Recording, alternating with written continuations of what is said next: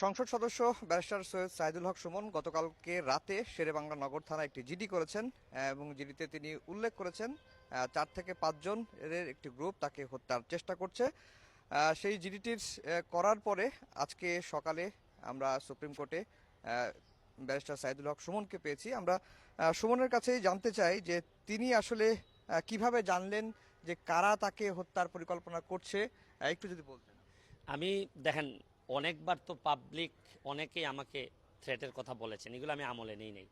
এইবার প্রথম আমাকে আমার থানার ওসি সাহেব জানিয়েছেন যে তাকে কেউ জানিয়েছে, অজ্ঞাতনামা একজন ব্যক্তি, যে উনাকে বলেন যে একটা থ্রেট আছে, 4-5 জনের একটা কিলার গ্রুপ, এরা কন্ট্রাক্ট কিলার, কন্ট্রাক্ট করে আসছে এবং উপরে কিছু লোকজন আছে যাদেরকে তারা যারা তাদেরকে হায়ার করছেন।